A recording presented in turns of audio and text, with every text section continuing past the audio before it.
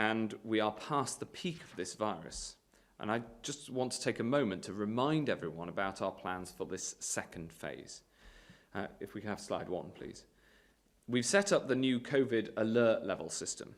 That's the 5 levels of threat based on the R value and the number of new cases. The alert level in turn guides the social distancing rules, which are vital in our efforts to control the virus. A higher alert level means stricter rules. Throughout the lockdown, we've been at level 4, which means that COVID-19 is in general circulation and transmission is high or rising exponentially. But thanks to your shared sacrifice, we've brought R down. Cautiously and carefully and responsibly, we're now in a position to start moving to level 3. If we could go to the next slide, please. We've set out the first of the 3 steps that we'll take carefully to modify the social distancing rules and start to restore freedom to this country, all the while avoiding a disastrous second peak that could overwhelm the NHS. At each step, we'll closely monitor the impact on R, on the number of new infections, and on, of course, all available data. And we'll only move to the next step when we judge it's safe to do so. In the first step, as of this week, if you work but can't work from home, you should speak to your employer about going back in. People can now spend time outdoors and exercise as often as you like, and you can meet one other person from outside your household in an outdoor public place, but please keep 2 meters apart. This weekend, with the good weather and the new rules, I hope people can enjoy being outside. But please, stick with the rules, keep an eye on your family, and don't take risks. Next slide, please. We've also updated what we're asking people to do, which is to stay alert, control the virus, and save lives. For the vast majority of people, staying alert still means staying at home as much as is possible, working from home when you can, limiting contact with people, keeping your distance if you go out, 2 meters, wherever possible. Washing your hands regularly, this is still the single most effective thing that you can do to keep yourself safe. And of course, self-isolating if you or anyone in your household has coronavirus symptoms. By staying alert and following the rules, you can play a part in the national effort, getting R down and keeping R down, controlling the virus so that we can save lives, rebuild livelihoods, and start to recover our freedom as a nation. From the start of this crisis, across the world, because this disease has a bigger impact on the elderly, there's been a huge need to protect people in care homes. We've worked to do this in this country right from the start of the crisis. This morning's information from the ONS once again reminds us that care homes do so much to look after our most vulnerable people in their frailty towards the end of their life. Many of you watching this will have a loved one in a care home, as I do, and I know how worrying it's been. So I want to tell you what we've been doing to protect people in care homes throughout the crisis. If we start with the data, in April, 31,203 people died in care homes, of whom 11,560 died with coronavirus. I'm grateful to the ONS for having responded to the requests to put extra resources into understanding and measuring all this. Right from the start, it's been clear that this horrible virus affects older people most. So right from the start, we've tried to throw a protective ring around our care homes. We set out our first advice in February, and as the virus grew, we strengthened it throughout. We've made sure that care homes have the resources they need to control the spread of infection. Social care is a devolved matter, of course, and this week we've made a further £600 million available to care homes in England. This comes on top of the £3.2 billion we made available in March and April, and the £712 million we made available to the devolved authorities. That's £369 million extra for Scotland, £223 million extra for Wales and 124 million for Northern Ireland. We've put extra infection control procedures in place and prioritised testing in care homes. We test any resident returning to a care home from hospital and all residents with symptoms and all social care colleagues and members of their households if they have symptoms. Together, these measures have saved lives and protected 64% of care homes, almost 2/3, from having any coronavirus cases at all.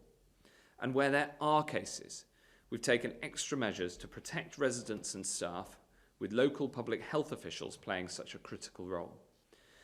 Now we have capacity for well over 100,000 tests a day. We're extending testing coverage still further.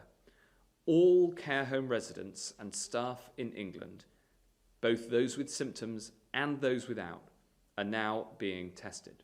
And in fact, we'll test every resident and every member of staff in our elderly care homes in England between now and early June. To get those tests to where they need to be, we've set up an easy-to-use digital service on gov.uk, allowing care home managers to apply online for the testing kits. Next, we've strengthened the NHS support available to colleagues in social care. And this is what Nikki is here to talk about today. Throughout, the NHS has been supporting care homes with infection control training and advice and support on, for instance, PPE usage. We're putting in place a named clinical lead for every care home in England. These leads are already connected and will check in regularly to assess residents and support care home staff with clinical advice. This is the most intense support and scrutiny that care homes have ever received. In some cases, for residents who need to see a GP, a video consultation may be safer and just as effective. So the NHS is also supporting care homes to introduce the right technology. This same technology can and is being used to be able to help residents stay connected to their loved ones, something I know is important, both for their well-being and for ours. Third, we're making sure local authorities play their part. We're now requiring councils to conduct daily reviews of the situation on the ground in local care homes. These reviews ensure that every care home gets the support they need every single day. And we're requiring care homes to ensure the flow of timely and accurate care home data so local and national government can support and, where necessary, challenge and act if that's what's needed. As a result of all this, and the work of so many people across the social care system and across the NHS and across local government, 2/3 of England's care homes have had no outbreak at all. The number of care homes reporting their first case each day has fallen from a peak of 219 to 59. I'm glad to report that since the peak, the number of COVID-19 deaths of people in care homes has halved. But whilst this is progress, there is so much more to do. And this crisis has also demonstrated the imperative for reform. It's shown the importance of long-standing calls for closer working between health and social care. It's acted as a catalyst for integration and shown the benefits of it on the ground. Information, support and mutual understanding between health and social care are flowing better than ever before, helping to break down some historic barriers, despite the system, not because of it. And my view is that health and social care have a common mission to care for people. But too often in the past, bureaucracy has held them apart. From the start, we've worked incredibly hard to throw that protective ring around our care homes. Yes, it has been difficult. These viruses reserve their full cruelty for those who are physically weakest, the elderly, the frail, and the already sick, all those who most rely on human contact. People who live in care homes are amongst our most vulnerable citizens. We'll do everything humanly possible to protect them for as long as they are threatened by this virus. And thanks to the collective efforts of everyone watching, we have passed through the peak, but there is still a long road ahead. So stay alert, control the virus, and save lives. If Jenny can now take us through the rest of the daily data. Next slide, please. Thank you. So today we're hearing a lot about the R number, so it's important that the public can see that. So for the first time this afternoon, we're publishing the R number. We want to keep this below 1. And as you can see, R is the average number of additional people infected. So while it's 1, a pandemic, an epidemic in this country will stay flat. If it goes above that number, we will start to see an increasing number of cases and we may experience a second peak. So it's really important that we keep monitoring it. Having said that, you can see that there's quite a range there, 0.7 to 1, in the estimate of R. And this is for a number of reasons, partly because a number of different models are used to model this data, and it's important that they challenge each other and that we get the consistency of that. Partly the data comes from historic data. We obviously can't predict precisely, so we're estimating it on different sources of information, so things like hospital admissions that have happened historically. And then I think thirdly, importantly, we know that we have slightly different R values relating to some areas of risk. So obviously in recent weeks, care homes have been a heightened interest, hospitals also, and we keep an eye on those. So this is very much a national average. But it's quite likely in the community across the country that where people have been working really hard on the social distancing measures, that R value will be lower. This is an average across the country. And on the left-hand side, you can see it's important that we take the R value in the context of the case numbers that we're seeing across the country, and from the ONS survey, which is a community survey conducted in people's homes on a longitudinal basis, so sequentially, the average proportion of the community in England that had COVID was 0.27%, upper limit of that about 0.4, so a maximum of about 1 in 400 people. And then right across the country, therefore, in England, a broad estimate of around 148,000 people with COVID at any time. So that's coming down. Next slide, please. So the data on the left is from Google mobility data. Obviously, there's a little bit, we can't control exactly who's uploading that, but it gives us a pretty good indication of people's movements. And you can see that early in March, people were moving as normal, and we've seen a significant drop-off as social distancing measures have come in.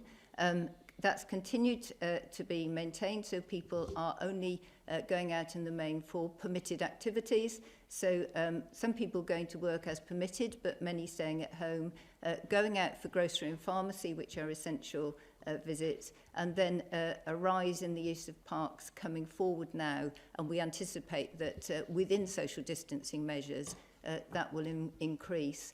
And on the right-hand side, you can see the ONS Opinions and Lifestyle Survey, and that shows that 44% of employed adults are actually working from home compared to 12% last year. This is a change in habit, and we're expecting that people will maintain that and advising that they should. And it's probably going to be a successful way forward for us to control many of the social distancing measures over the next few months. 80% of adults only left home for those permitted reasons that we can see on the left, and 91% of adults have avoided contact with vulnerable people. So everybody is trying to keep each other and the vulnerable people safe. Next slide, please. Here we can see the slide which represents current situation with testing. So 133,784 tests were completed up to 9 o'clock on the 15th of May. So this includes lab tests, those that were posted out, and the satellite testing. And you can see the rise there going forward on the top chart at the right. So we're heading towards 2.5 million tests in total now. And we've had 3,560 cases confirmed over the last 24 hours, which brings the UK total to 236,711. And the graph on the bottom left, despite that increase in testing and therefore the likelihood of finding new cases, is continuing to come down. Next slide, please. This shows our data from hospitals. So the estimated admissions with COVID in hospital is now down to 910 on the 13th of May. So that's down from over 1,000 the week before. And the graph obviously on the right is showing that clearly. The downward trend on the graph it's down, but it's slow and careful, and therefore we need to maintain our social distancing measures.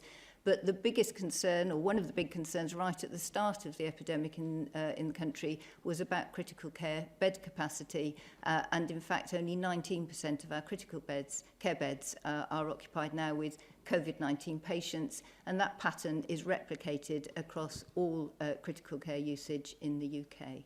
Next slide, please. Here we can see people in hospital and the geographical distribution. And I think on the bottom right-hand side, where London has had a severe and sharper rise in the number of cases in a highly densely populated area, that has come down now. Other parts of the country are seeing a slightly different shape to their epidemic curve. But nevertheless, right across the UK, they are broadly, you can see a rise on the epidemic curve and a flattening off. But even in London and among all our regions and UK countries, we need to maintain really close guard of our social distancing measures. But nevertheless, you can see at the top, we have 10,731 people in hospital now, and we're down nearly 2,000 from this time last week. So continuing to make good progress. Next slide, please. And finally, these are the deaths. So, as the Secretary of State has said, 384 deaths have sadly been confirmed in the last 24 hours. These are across all our settings, not just the hospital settings.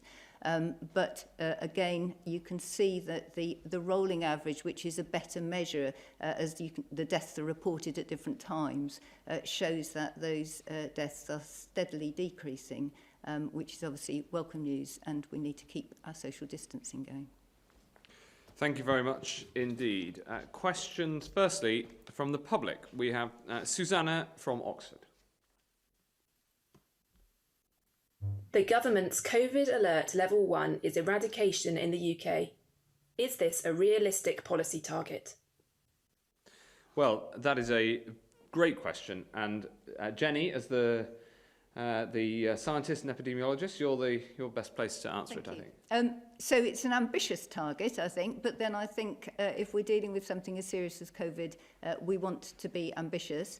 You may be referring to the WHO announcement over the last few days, where I think the reality of COVID in global terms, not just in the UK, was put forward.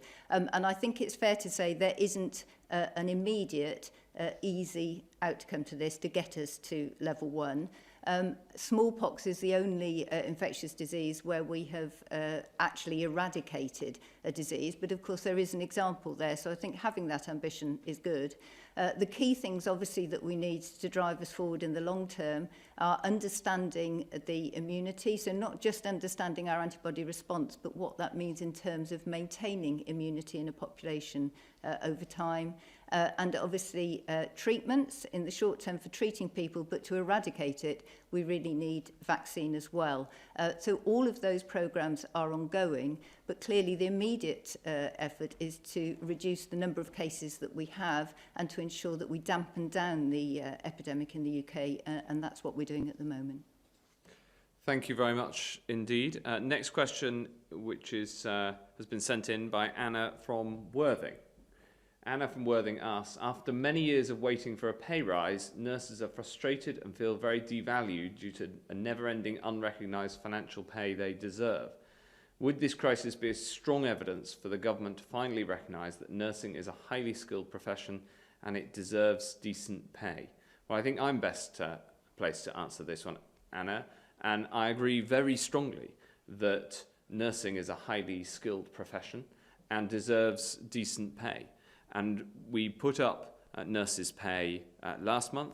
And in fact, last year, we had the fastest rise, the biggest rise in the pay, especially for for nurses when they're starting their career, and the lowest paid nurses who got a pay rise, very significant, of over 15%. So there has been a significant pay rise for nurses, and I think one of the things that the crisis has shown is just how much the nation values our staff across the health and care system, including nurses. And when it comes to how we reward people for their efforts in this crisis, what I can tell you is that as the Health Secretary, I will be making sure that we fight to have that fair reward. But I think it's worth noting the increases that have been put through in the last couple of years, and it is worth all of us coming together to show the value with which we hold nurses and everybody else who works across health and social care. Thank you for your question, Anna. Next question is from Alison Holt of the BBC. Secretary of State, today's official figures show the very high number of deaths in care homes and also in hospitals of care home residents. The measures you've introduced today, aren't they too little, too late? Well, what I set out today are the things that we've been doing throughout this crisis to support people in care homes. And in the last couple of weeks, we have, as you say, added further measures. I've set them all out today. They've in fact been put in place over the period of the crisis. And making sure that we give that support that's needed, the extra money, building on the money that we put in right at the start, the infection control processes, building on the infection control processes that we put in right at the start and have built throughout. It's all part of doing everything we can to support people in care homes. And the good news is that the number of cases, the number of new cases is coming right down, but there is clearly a long way to go. And I'm also going to ask Nikki to comment on this strengthening of the link between the NHS and in particular GPs and care homes to make sure that we get that support, that clinical support in every care home. Yeah, thank you, Matt. Look, as a GP, I know that it's really important to offer care to all of our residents, whether you're in a care home or you live at home, you live in a big house, small house, whatever it is. That's what your GP practice is there to do. And around the country, the vast majority of practices look after their care homes in a way that you'd want your family member to be looked after. As a GP, if I talk a little bit about what happens in practice, so often GP practices or working with other GP practices come together to build what's called a multidisciplinary team. So members from the practice, members from pharmacy, our allied health professionals, social care colleagues, community services colleagues come together to offer support into care homes. And it's really important that we recognise that it's a multidisciplinary team that actually is needed to make sure that our care home residents stay safe. Importantly, though, we've really ramped up that support over the last few weeks and months to make sure care home residents get the care that they need, making sure that care home managers are able to have a regular check-in, whether that is with the GP or the lead professional in the team. And that might be an advanced nurse practitioner, it might be a geriatrician. It has to be the right person for the job. And we've got some incredible examples in Dorset and Frimley where this is happening really, really well. We're doing a range of other measures to make sure that care home residents are well supported. So that is working with our clinical commissioning groups to make sure that medications provision is really optimised into care homes. And we have a suite of digital innovations there to back our care homes as well. So you've mentioned a few of them, Secretary of State, but making sure that care homes have NHS internet access, good internet access. The digital tablets are absolutely revolutionary because it means that we can keep our residents and staff safe while we look after our care home residents through remote monitoring, and we can use those portals for residents to connect with their family and their loved ones as well. I think it's really worth mentioning as well that we've asked every part of the country to offer infection prevention control training to care homes. So that's, how to use PPE, how to don and doff safely, how to manage social distancing in what can be quite busy areas. And we've got 100% coverage around the country of these super trainers who are going out to look after our care homes. So, it will take the whole system to look after our care home residents, but absolutely something the NHS is committed to doing. Thanks very much. Sam Coates from Sky. Can I just do a follow-up, please? Sure, yes. Yeah, if I may. If the R number has increased, are you rethinking the easing of the lockdown? Well, we're constantly keeping the R under review, and it is one of our 5 tests is for R to be below 1. The latest evidence that Dr. Harries has presented is that the R is between 0.7 and 1. So we don't think that it's above 1. We think that it is in a range between 0.7 and 1. So that still meets that test. But of course, we're constantly looking at and updating all of the information that we see. Sam Coates from Sky. Secretary of State, thank you. Given our lives are determined by the R rate, why do you collectively appear quite relaxed that the R rate is up today? And the latest R rate suggests that transmission of the disease might not be reducing in the rider community because your range includes 1 flat. Is it because despite its presentation by the Prime Minister, it's actually not the best measure to use for making decisions for the whole country because it's skewed by hospitals and care homes and the tragic situations there? Should we reconsider England's lifting lockdown timetable? And does it help that the data is 2 or 3 weeks out of date? Well, these are really, really good questions, Sam. And if I'll answer a couple and then hand over to Dr. Harries. The first thing I'd say is on the timing. This is based on data from a couple of weeks ago because of the way that it's measured, but also from the survey data that the ONS have published. And as that survey grows, the measure of R will become more timely. But even in countries that have had large-scale survey testing for some time, like Germany, there is still something of a lag.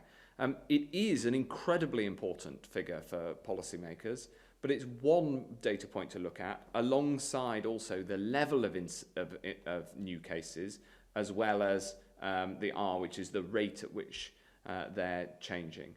But I think, a change in the range of R that still encompasses most of the values that we think R could be is very important to look at. But overall, this report from the scientists says that the R is not likely to be above 1. Sure. So reinforcing those comments, really, I mean, R is a very standard way of looking and comparing what's happening, and it's a really important measure. But the real outcome that we're looking for is a reduction in number of cases and getting rid of the epidemic in the UK. So that is our focus, not R. R is a representation of what is happening in that fight. So it is very important, but I think picking up some of the statistics around this, the R that you see presented has confidence intervals around it, how confident we are in it. As the Secretary of State has said, as we go forward, the ONS survey will give us key points of infection across the country, which will become increasingly important. The more points we have, the narrower our confidence concerns are, and the clearer we are that we know exactly how many cases there are in the UK. So it's not just the R value, it's the triangulation of all of the evidence that we have. And I think the final point about the R value is when it's created, it's really important that different models and different estimates are put together. And so you will find published on the web now slightly different variations.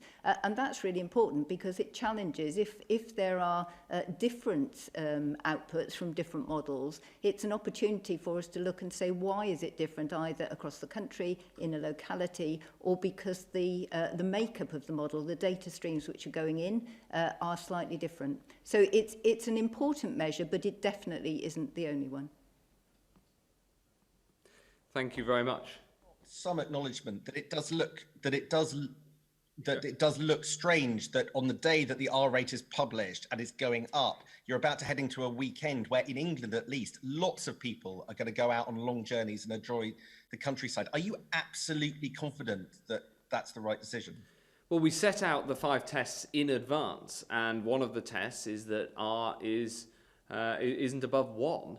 And in fact, so the data that has been published actually confirms that test rather than the opposite. But everybody can play their part in keeping R below 1 and pushing R down. And you can do that by following the social distancing rules. So if you do go out and outdoors, do it only with members of your household and keep 2 meters away from others who aren't in your household. And those social distancing rules are incredibly clear and they will help to keep us safe. Aisha Tull from Channel 4. Thank you, Secretary of State. There have been concerns raised to us about care homes that can't apply for these tests on the portal. They say that it only applies for people with dementia and over 65s, but that leaves out a very vulnerable group of people under 65 with multiple health conditions and problems, and also those with learning disabilities. Why have these people been left out?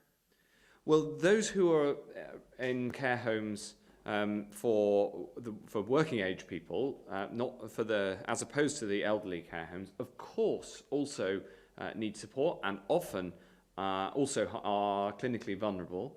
It is true that age is the biggest factor in terms of your risk towards coronavirus, but absolutely we need to make sure that care homes for people of working age also have access to tests, and we're rolling that out too.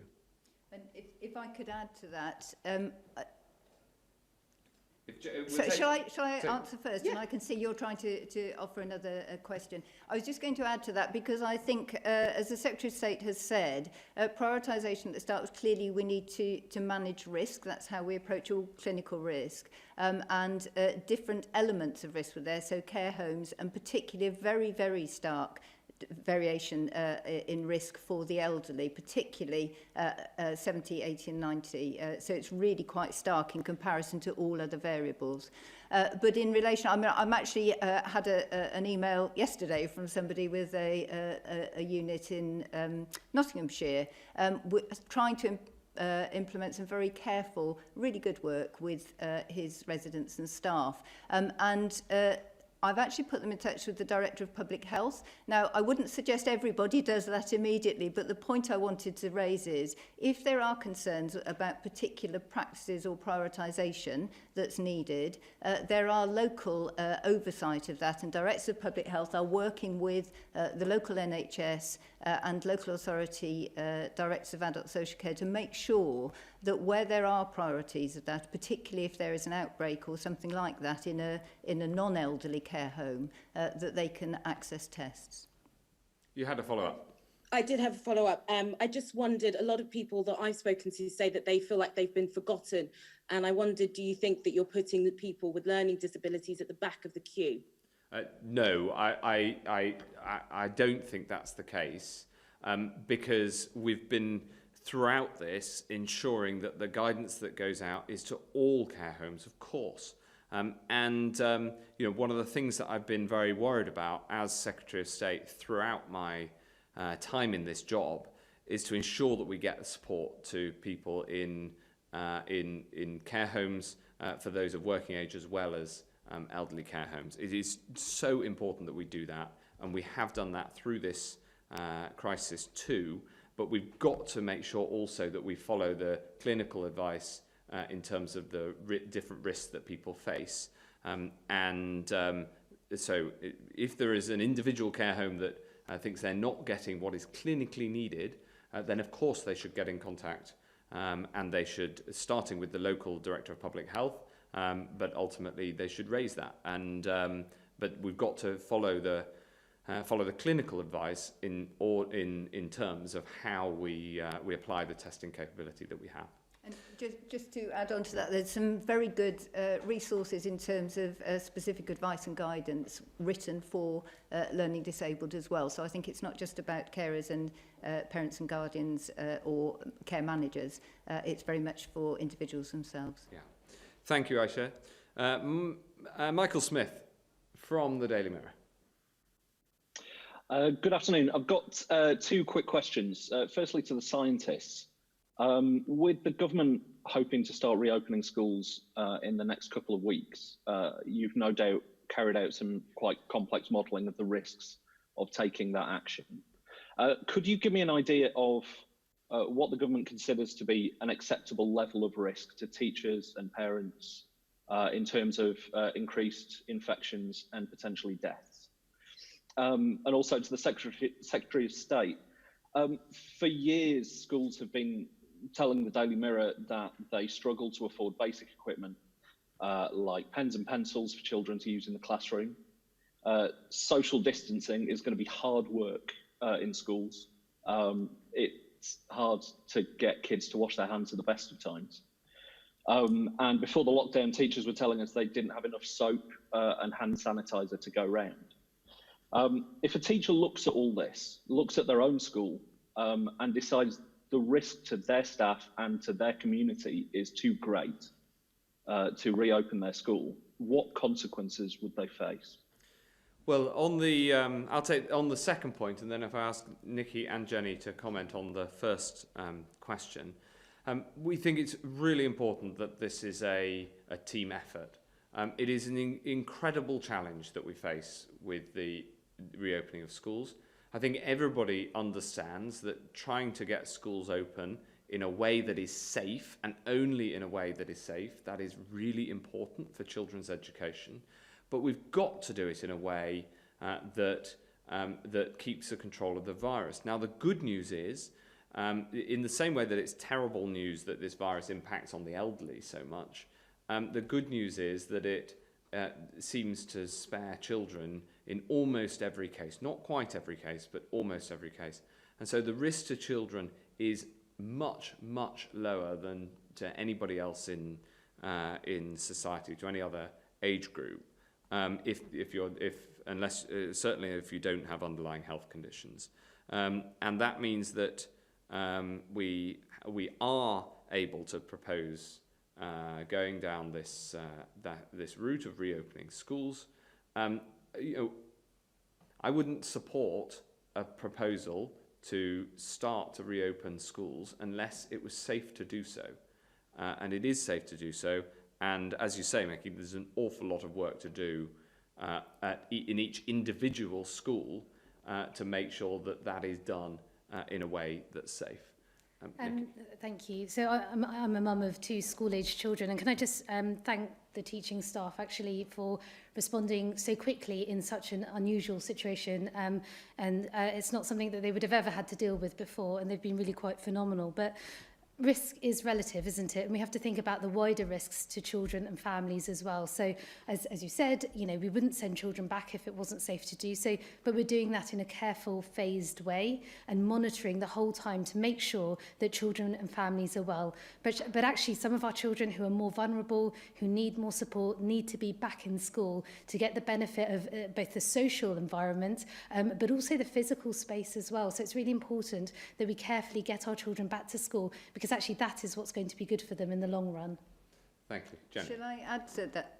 So I think just sort of trying to put the risk in perspective, if currently we have, say, 2 or 3 in 1,000 of our population with infection, in the proposed time frame coming forward in the next couple of weeks, that's likely to halve. So I think just there's a lot of anxiety, I think, around this, but people need to think through in an average, I don't know, infant school with 100 children, the likelihood of anybody having this disease is very small and diminishing with time. So I think we just need to keep that in perspective. The other thing is, picking up Nikki's point, on a public health perspective, there are all sorts of risks, and children who have been invited back to school are at key points of their education, and their longer term health risks of not getting good basic education, which then takes them into work, employment in adult life, and gives them a prevention opportunity from long-term conditions, is really very important. But I think the concerns that you're particularly referring to are around teachers and children in enclosed environments, if you like, and there is very good advice has come out from Public Health England, lots of input from paediatricians as well, in a hierarchy of controls to manage that risk. It's not simply about a bit of kit, it's actually about how you manage groups. So in many ways, managing them more as if you were a family, where you wouldn't think about putting on PPE or handling in different ways, but you keep in those groups, you can distance within a school, and in fact school environments, for the reasons which Nikki has said, which are teachers are brilliant. I know as a parent they're often much more productive than I was at trying to get my children to wash their hands consistently and practice good hygiene. So there's some really strong guidance out there to try and support this, and the background risk of disease is diminishing all the time. Thank you. Andy McCaskill from Reuters. Good. This is a question for the Secretary of State. The Prime Minister said in Parliament this week that the government ordered a lockdown of care homes before the national lockdown on March the 23rd. But the guidance to care homes before then was issued on March the 13th, which suggested a restriction only on people infected with COVID and those feeling sick. Your own department told us that the only directive on a ban on care homes came on April the 2nd. That's 10 days after the national lockdown. So based on the words of your own department, do you think the Prime Minister should correct what he said in Parliament? No, on the 13th of March, we did introduce this extra guidance, and on the basis of that guidance, many of the care home providers, for instance, Care UK, at that point stopped visitors. Now, the challenge with much of the management of care homes from a national level is that their accountabilities are local, and it is first and foremost a responsibility of local government. So we did bring in that guidance on the 13th.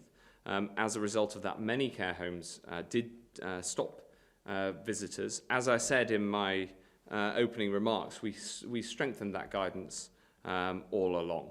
And the point that I think I tried to articulate in my opening comments is that we've tried to build infection control and the support and the protective ring around care homes right from the start. Alison Morris from the Irish News.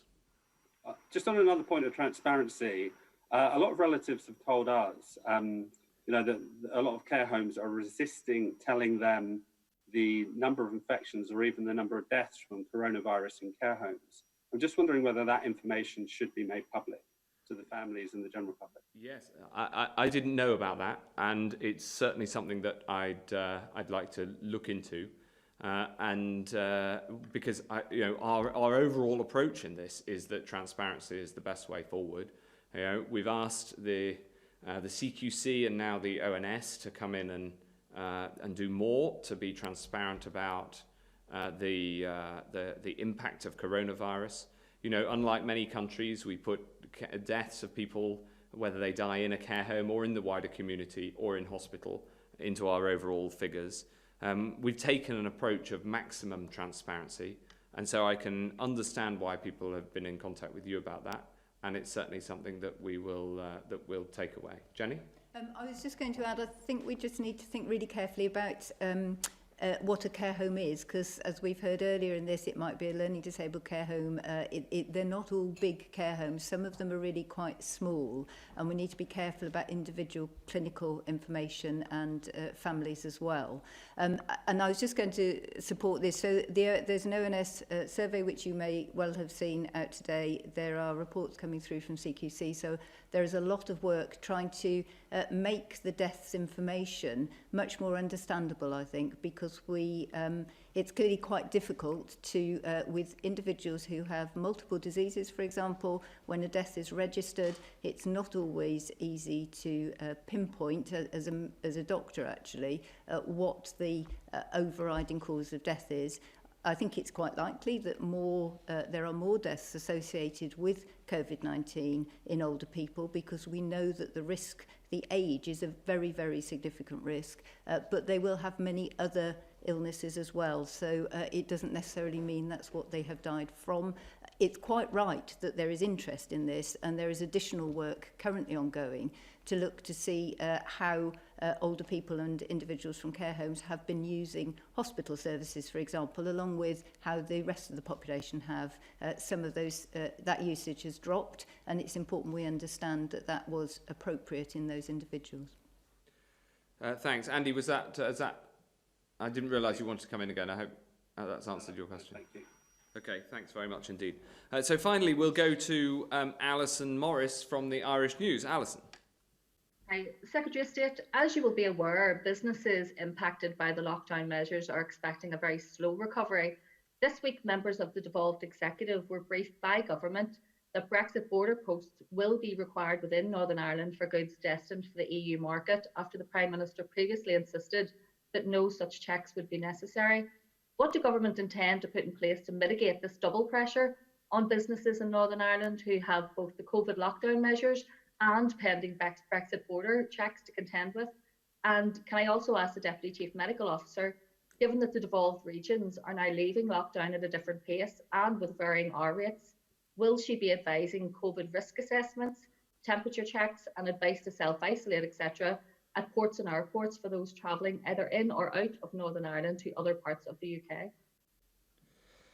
Well, thank you very much indeed. On the first subject, I know that the Prime Minister spoke to the Taoiseach this afternoon, a very positive discussion, and we fully intend to meet all the commitments that we've made in terms of delivering on the result of the referendum.